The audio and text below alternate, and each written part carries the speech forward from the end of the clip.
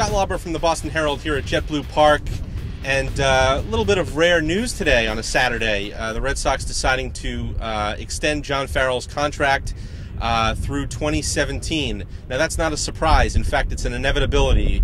Farrell has been on the same page with the front office really from the moment he got hired. They wanted to hire him a year before they actually did. He's always sort of been their guy, and even though last year was a last-place finish, it didn't do anything to diminish their interest in keeping him here long-term. On behalf of ownership, there was no question in our mind that John is the right man to manage this team. We expect him to be here for a long time, given that he had been entering the final year of the original contract he signed here. We wanted to get something done with him prior to spring training. We made it, almost made it, first day of camp, I guess. So again, on behalf of ownership, just very pleased we could get this done. Again, clearly we want him to be our manager here for a long time, but this just gets the question out of the way going into the season and allows us to focus on baseball. The trick of it was that Farrell had an option for 2016 that wasn't guaranteed. So had they gone into this season without picking up that option, at least, there would have been questions from people like me about what's the future of John Farrell, and they didn't want to have that. So they just went ahead with it.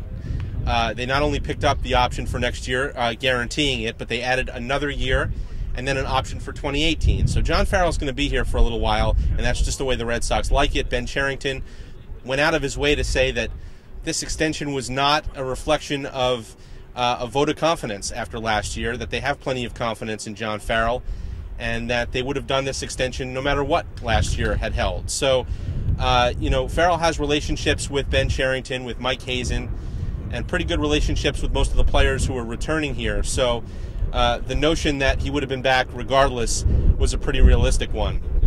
A couple of other little tidbits to mention. Dustin Pedroia came into camp today, said he's healthy after surgery in September. That's a reiteration of something he said last month when he told me that he was surprised his home runs were not hitting my laptop from Arizona.